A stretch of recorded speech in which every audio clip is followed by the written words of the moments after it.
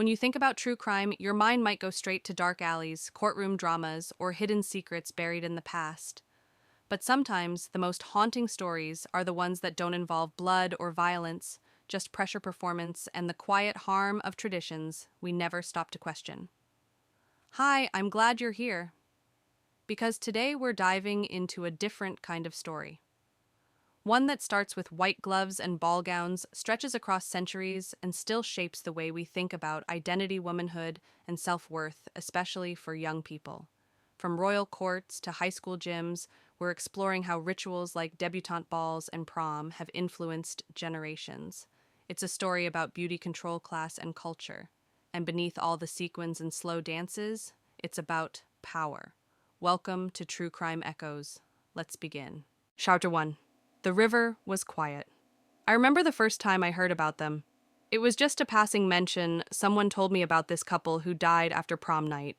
You hear things like that all the time, right? Car accidents, drunk drivers, another tragedy on the highway. But this story, it stuck with me.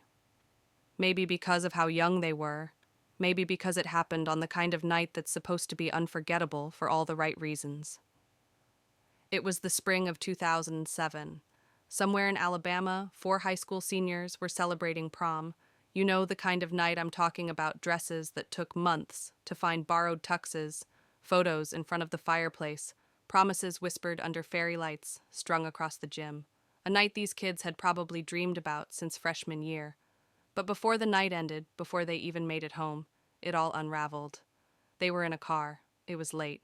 No one knows for sure who was driving or what was said in those last moments. But what we do know is this: the driver lost control. The vehicle veered off the road, crashed through a guardrail, and ended up submerged in a nearby creek. The car sank quickly. There were no second chances. All 4 students drowned. When I first read the report, I just sat there, quiet.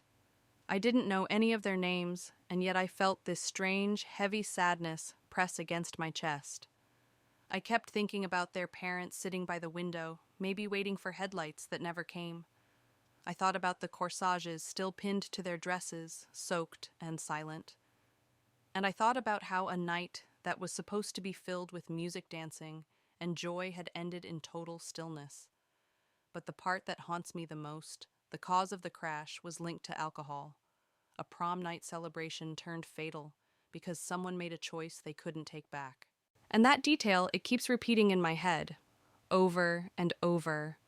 We spend so much time talking about the magic of prom, the rituals, the traditions, but we rarely talk about how fragile that magic is, how it can disappear in a heartbeat.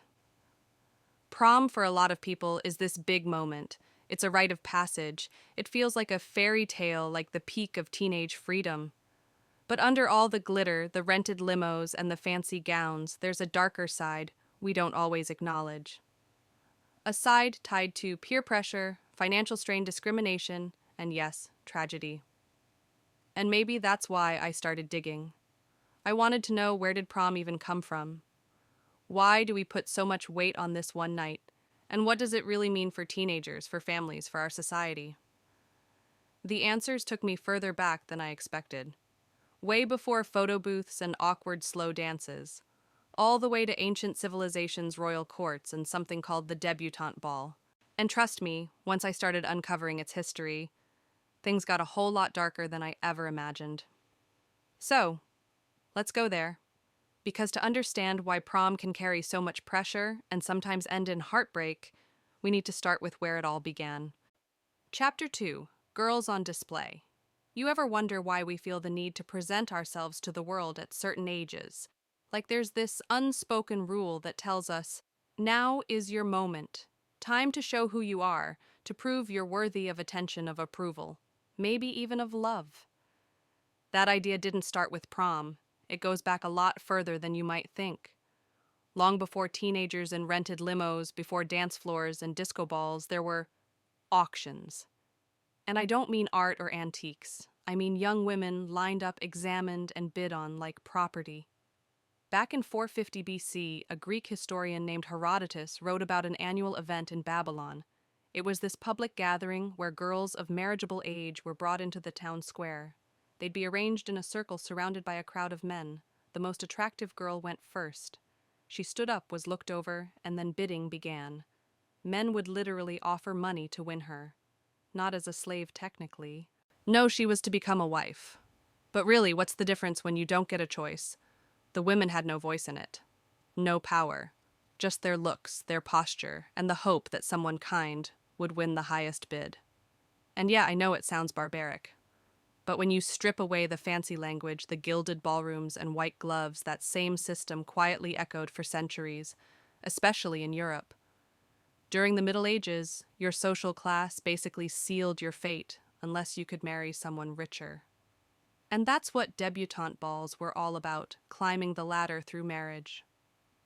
If a working-class man could afford to marry into a wealthier family, he didn't just get a wife. He got status access influence. Marriage wasn't about love. It was business, a transaction, sometimes the biggest transaction of a person's life. And for women, well, marriage wasn't optional. It was survival. From the 1500s through the 1700s, this idea of presenting young women to society became more structured. Families would dress their daughters in white gowns, train them to curtsy, and parade them in front of eligible men. It was a pageant, but one with real consequences. If a girl failed to impress, no match. And with no match, she risked fading into social obscurity. No money, no status, no future. It's wild to think about, isn't it, that a woman's entire life could hinge on how well she curtsied, or how smooth her skin looked under candlelight. The term debutante comes from the French word début, which means to begin. And yeah, there's something poetic about that. A beginning, a moment of transformation. But the full translation, it means female beginner, a girl, starting out, stepping onto the stage of womanhood, but only on society's terms. And even though we're talking about events from hundreds of years ago, I can't help but see the parallels with today. Think about it. We still have this pressure on young women to arrive at a certain point, to prove they're beautiful, desirable, ready. We just changed the backdrop from palaces to prom halls. I used to think of debutante balls as these charming old traditions, something you see in Jane Austen movies or vintage photos. But when you really dig into them, you start to see the darker truth. These weren't celebrations. They were auctions in disguise. Carefully choreographed displays where girls were taught to smile, be silent, and hope someone saw value in them. And that's where prom gets its roots. So while we're out here picking dresses and tuxes and worrying about who's going to ask who, there's this deep, unsettling history just beneath the surface. And it all started with the idea that a girl's value wasn't in her mind, or her voice, or her dreams. It was in how she looked, and who wanted her. Chapter 3: A Bow Before the Crown. If you grew up watching Disney movies like I did, you probably have this image of royalty: graceful gowns, ballroom dances, perfect posture, maybe a tiara or two. I used to think debutante balls were kind of like that. Wholesome, regal. Just another version of a coming-of-age ceremony wrapped in sparkle and status. But then I looked closer. Because when you start peeling back the layers of these royal traditions, you realize they weren't really about elegance or celebration. They were about control, about showcasing girls like museum pieces, valuable, silent, and available. In 1780, King George III of England threw a birthday party for his wife, Queen Charlotte. But this wasn't your average cake and champagne situation. This event, what eventually became known as the Queen Charlotte's Ball, would mark the beginning of one of the most exclusive and honestly uncomfortable traditions in British high society. Imagine being 17 years old and told, "Congratulations, you've been chosen to be presented at court." Sounds like a big honor, right? But what that actually meant was, you were about to be judged, heavily. Before you could even get through the palace doors, your entire look had to be approved. A white or pale gown was mandatory, no bold colors, nothing too showy. The dress needed to have a long, elegant train, and you were required to wear an elaborate headdress made from ostrich feathers. Not a suggestion, a rule. If your outfit didn't meet the expectations, you weren't getting in. And if you did get in, well, the hard part was just beginning. Because then came the curtsy. Now, this wasn't your average dip and nod like you'd do at a wedding. This was a full body, precisely measured ritual. You had to step back, bend your knees just enough to show respect, but not too much to seem desperate. Your eyes stayed down, your expression stayed calm. And the longer you held that pose, the more reverent you appeared. I tried doing one once, just for fun, and nearly fell over. But seriously, this performance wasn't about elegance. It was a test.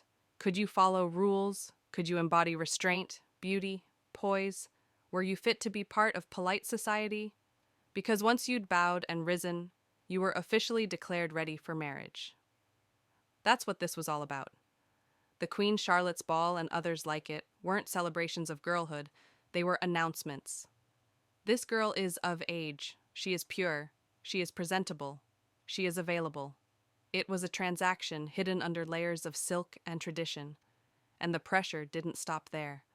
The weeks and months following the court presentation became known as the season of social marathon, packed with garden parties, horse races, opera nights, and of course, more balls. This was your window of opportunity. Your chance to be noticed, to network, to secure your future. Girls had dance cards, literal booklets, where boys would sign up in advance just to share a waltz. The most popular girls. Their cards filled up before the evening even started. You had to look perfect, smile perfectly, and above all, stay untouched. Virginity wasn't just expected, it was monitored, and if a girl slipped up or was even seen alone with the wrong man, she could be blacklisted, done, ruined.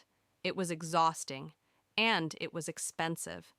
Finishing school's etiquette training, multiple gowns, accessories, shoes, gloves, families would spend fortunes just to give their daughters a shot at securing a husband. Because that's what this came down to. Survival through marriage, reputation as currency. And the higher up the social ladder you wanted to climb, the more closely you were watched, the more brutal the stakes. I think what disturbs me most is how familiar all of this still feels. Sure, we don't have to curtsy in front of a queen anymore, and no one's requiring ostrich feathers at prom. But we still pressure girls to be polished, to be perfect, to be appealing but not too appealing. We still turn these moments, these transitions into adulthood, into performances, into competitions. We like to pretend things have changed, that we're past all that. But if you've ever seen a teenager break down over not being asked to prom or stress over whether her dress is too much or not enough, we're still living with the same expectations, just updated for the modern age.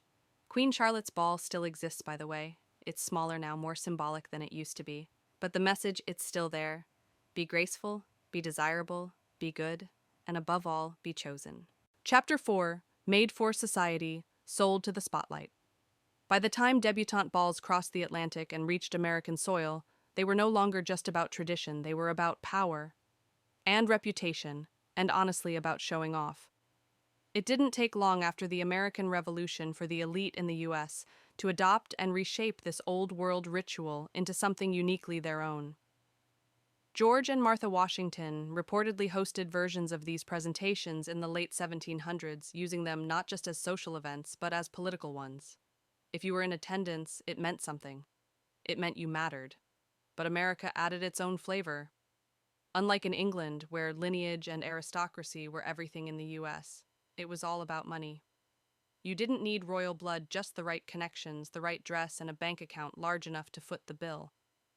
The debutante ball became a ticket to society's upper crust, a public declaration that your family had arrived. And for wealthy parents, especially mothers, it was a way to say, look what I made. Look who she's become. It's weird, right? This idea that your daughter is somehow a reflection of your success. That her posture, her manners, even her purity is evidence of how well you've parented and how high your family stands. By the 1800s, debutante balls were popping up everywhere, from Savannah, Georgia to New York City. And in true American fashion, they started getting bigger, louder, flashier. Suddenly, these weren't just private affairs held in drawing rooms or candlelit ballrooms. They were media events, covered by newspapers, gossiped about in salons, and photographed for society pages.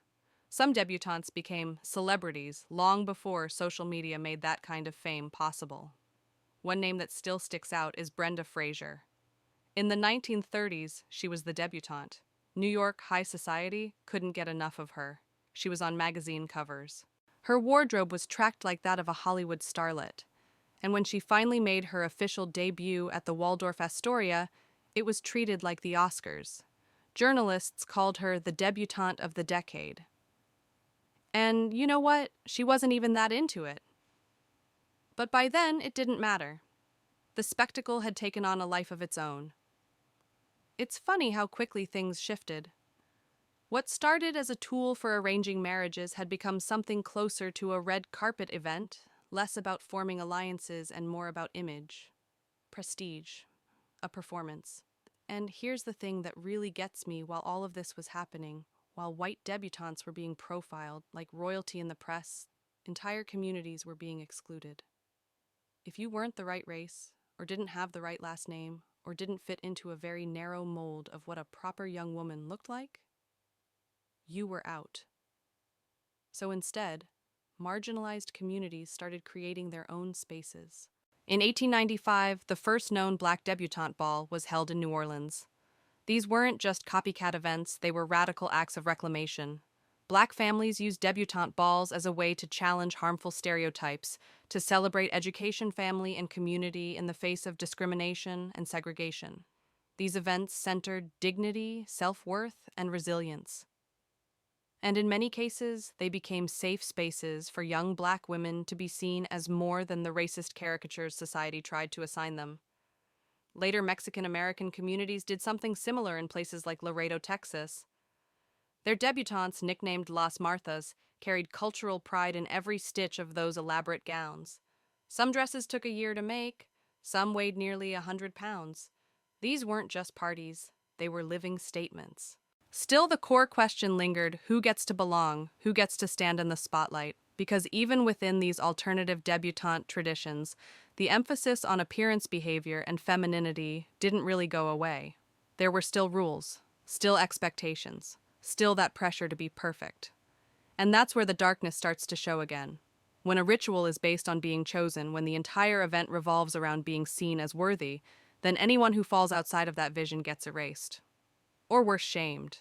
You start to realize that for all its glamour and lace, the debutante system was never really about the girls. It was about who had the right to present them, who had the means to say, "My daughter deserves your attention," and that's something we've never fully let go of. Whether it's a debutante ball or a prom photo on Instagram, we still treat girlhood like a public performance. We still ask young women to be graceful, poised, pretty, but also approachable, smart, but not intimidating, visible, but not too loud. And we wonder why so many of them feel exhausted. It makes me think, if the world keeps asking young women to show up for judgment again and again in different costumes under different lights, maybe the problem isn't the performance. Maybe it's the audience. Chapter 5. Breaking the Mold. There's this saying I heard once: if they won't give you a seat at the table, build your own table. And when it comes to the history of debutante culture in America, that's exactly what so many marginalized communities did. Because for a long time, if you didn't fit the image of a proper young lady, which, let's be honest, usually meant white, wealthy, and conventionally attractive, you were excluded. Flat out. You weren't invited, you weren't seen, and you certainly weren't celebrated. So people got tired of waiting, and they created their own spaces instead. In 1895, the first known black debutante ball was held in New Orleans, tied to the Mardi Gras celebrations. And this was so much more than a party. It was a statement, a declaration that young black women deserved to be honored, respected, and recognized not just within their families, but publicly, loudly, proudly. These events spread to Georgia, Illinois, Texas. Anywhere, black families saw the value in uplifting their daughters in a society that constantly tried to tear them down. And the focus was different. These weren't just about gowns and curtsies. They were about education service and family values. They were rooted in resistance. They said, "We see you, we believe in you, and we are going to show the world exactly who you are." One quote that stuck with me came from Brittany Noel Corbin, a former debutante and historian. She said it was a way for Black families to be part of this uplift movement and really combat the stereotypical views of Black people in America. I think about that a lot, because it's easy to dismiss debutante balls as frivolous or outdated, but in the right hands they became powerful, healing even. And it wasn't just the Black community. In 1898, in Laredo, Texas, Mexican-American families created their own tradition, the Society of Martha Washington. The young women who participated were called Las Marthas, and their dresses were unlike anything I'd ever seen. Massive gowns often handmade over the course of a year, some weighing over 100 pounds, some costing upwards of $30,000. At first, I'll admit I didn't get it. Why spend so much on one night? But then I realized it wasn't really about the night. It was about the meaning behind it. These girls weren't just putting on a show. They were honoring heritage, carrying culture, representing generations. And here's something that really surprised me. These balls weren't just for the rich. Many working-class families took part, saving for months, sometimes years, to give their daughters the chance to shine.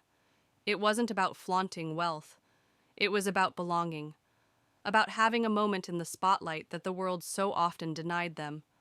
Still, these new traditions weren't free from pressure or scrutiny, because even as these communities carved out their own spaces, the expectations around femininity, behavior, and appearance didn't fully go away.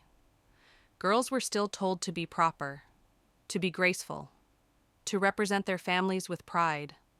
And for some that was empowering, but for others, it felt like another kind of cage, a different costume, a different script. And I think that's the part people don't always talk about.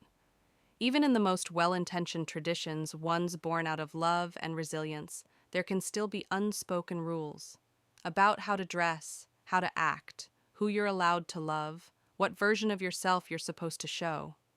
I remember reading about a young woman who chose to wear a tuxedo to her debut. She felt more herself in that suit than she ever would have in a gown. But it caused a stir. People whispered. Some called it disrespectful. Others called it brave. And that moment, something so small, so personal, turned into a litmus test. Is she one of us or not? But maybe that's the real legacy of debutante balls in America. Not the glitter or the gowns or the bows, but the way people kept challenging what those things meant, rewriting the rules, taking something that once excluded them and saying, no, this belongs to us too. And even today, the tradition is still evolving.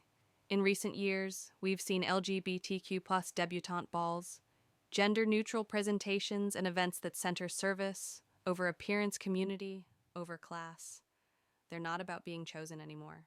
They're about choosing how you want to show up in the world, and I find that beautiful, because at its core, coming of age should be about agency, not approval. It should be about asking, who do I want to be, not who do they want me to become. So while the traditional debutante ball may have started as a spectacle for the privileged, it's become something far more layered, messy, imperfect, and deeply human. And that to me is what makes it worth talking about. Chapter 6. The Dance Floor Democracy. If you grew up in the US, you probably knew what prom was before you even understood what it meant. It's just one of those things like summer break or yearbook photos. You don't question where it came from. It's just there. A rite of passage that sits on the high school calendar like a blinking red light. This is your moment. But the truth is, prom didn't just appear out of nowhere. It has roots, deep ones. And those roots grow right out of the very same soil that debutante balls once thrived in. At first glance, they don't look all that similar. Debutante balls were lavish, exclusive, often tied to wealth and social class. Prom, on the other hand, is supposed to be the opposite, a kind of democratic celebration. Everyone gets a chance to go. You don't need a family name or $1 million dress, just a ticket, a date, or not even that, and maybe something to wear.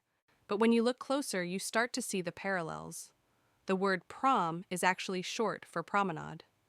And originally, that didn't refer to a dance, it meant a formal walk, usually to show off status outfits and manners. In 19th century Ivy League schools, promenade events were for young men to practice etiquette and socialize in a structured setting.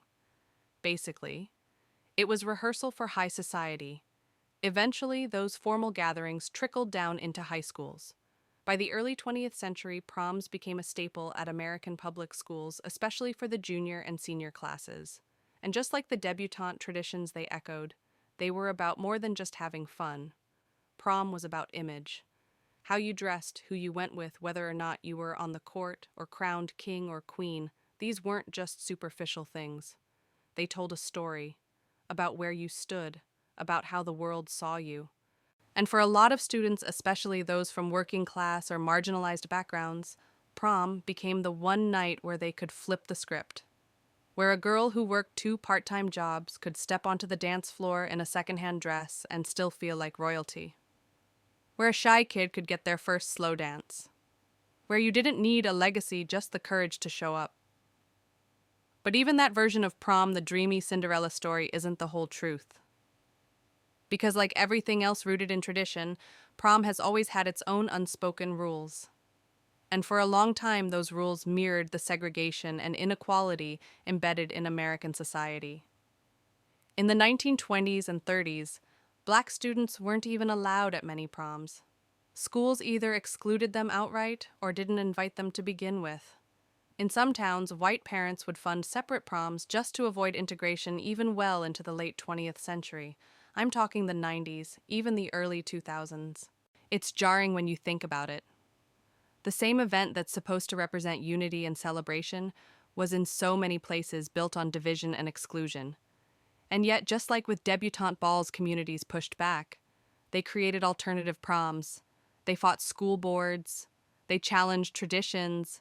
And still, kids kept showing up, dressing up, dancing, reclaiming the space, sometimes with joy, sometimes with defiance, but always with intention. When I was in high school, I remember one girl who couldn't afford a dress. Her mom made her one out of old fabric and lace from a thrift store. It didn't sparkle like the gowns from the boutique downtown, but it had this weight to it, like it meant something. She wore it with pride, like armor. And when she stepped onto that gym floor, people turned to look. Not because of what she wore, but because of how she carried it. And I think about that a lot. Prom may not be as rigid or exclusive as a royal court debut, but the expectations are still there. Be beautiful. Be desirable. Be chosen. Sound familiar. In a way, prom took the structure of debutante culture and tried to make it accessible. It said, you don't have to be rich to feel special. But it didn't erase the pressure, it just repackaged it. And while that pressure can lead to sweet memories, it can also create stress, shame, and in some cases, tragedy. Because when we build an entire night around being seen, being accepted, being enough, it's not always clear what happens when someone feels like they fall short. So yeah, prom is more than just a dance. It's a mirror.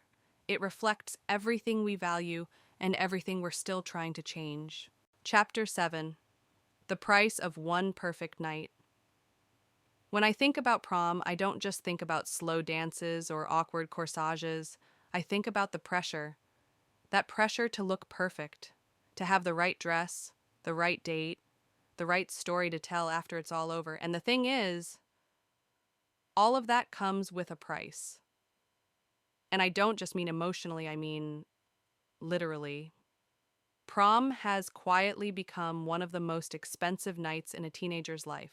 Between the dress or tux, the hair, the makeup, the nails, the shoes, the tickets, the limo, the dinner, the after party, it adds up fast. Some families drop hundreds, even thousands of dollars just for one evening.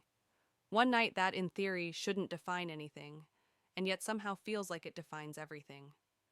There was this stat I came across from a few years ago. According to Fortune Business Insights, the prom dress market alone was worth around $14 billion. That's just dresses, not transportation, not venues, just fabric. And it gets more uncomfortable when you dig deeper.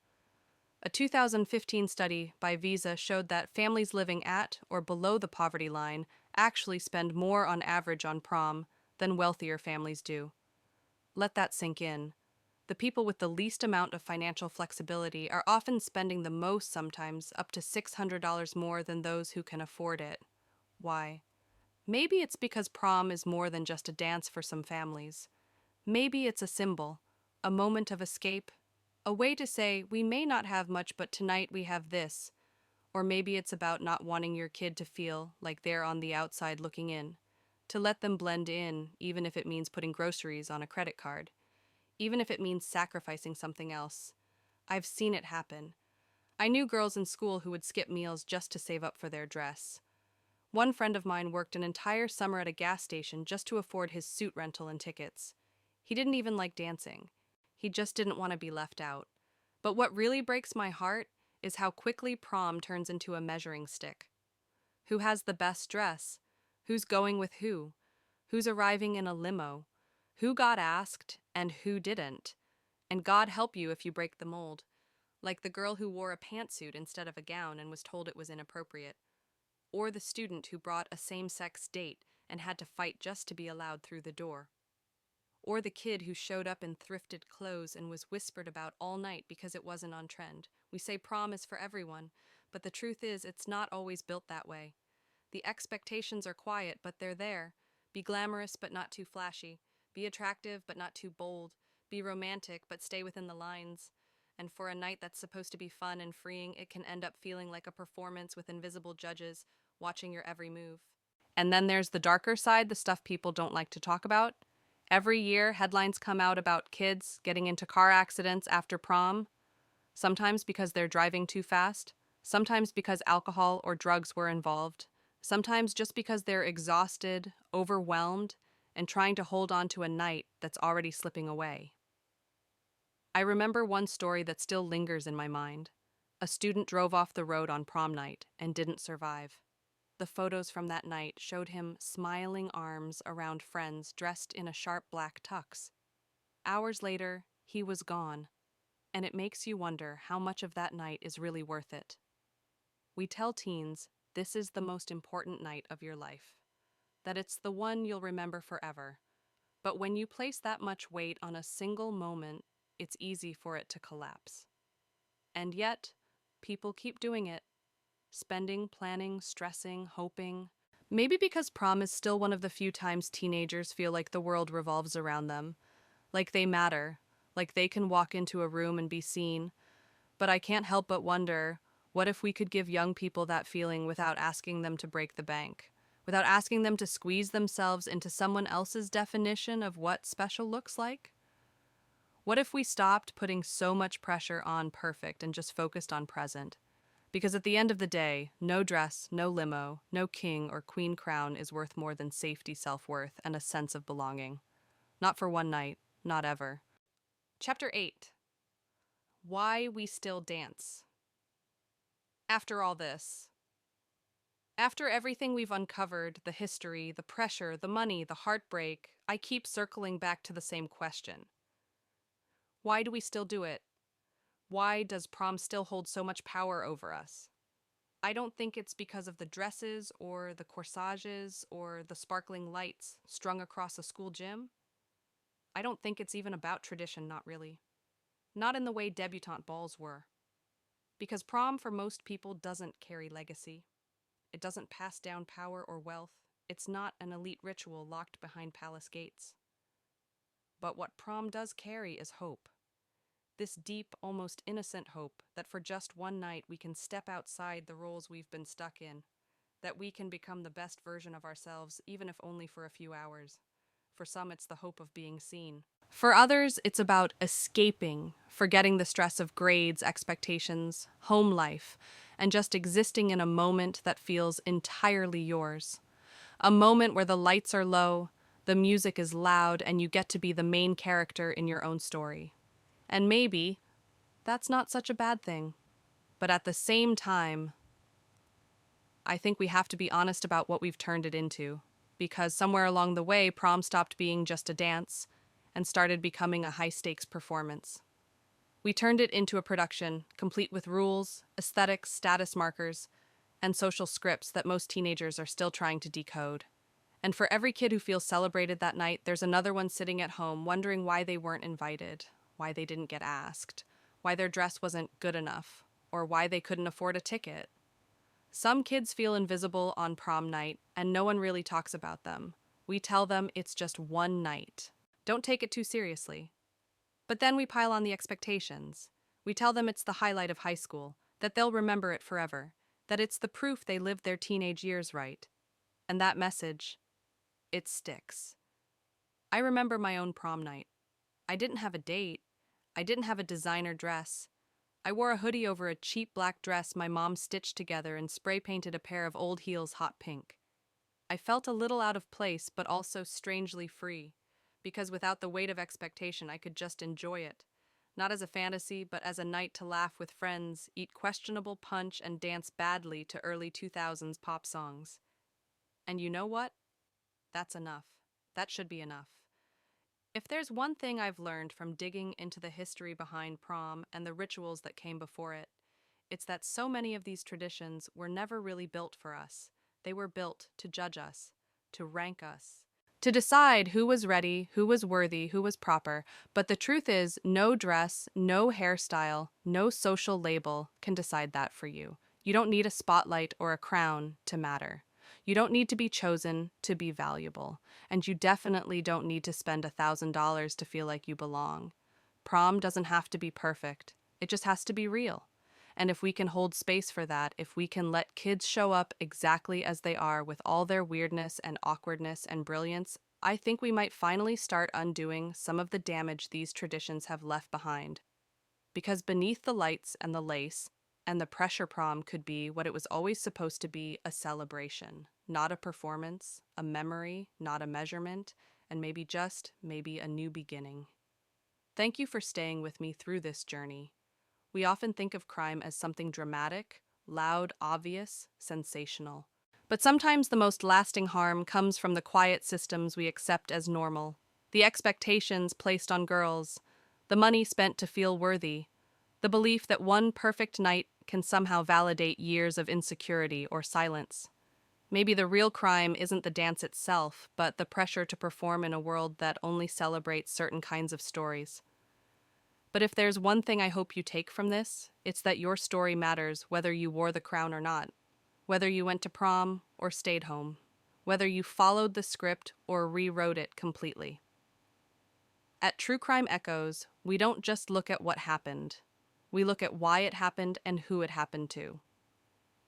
If this episode resonated with you, consider subscribing, sharing your own experience in the comments, or simply taking a moment to reflect on the rituals we pass down and who they serve. Until next time, stay curious, stay critical, and stay kind.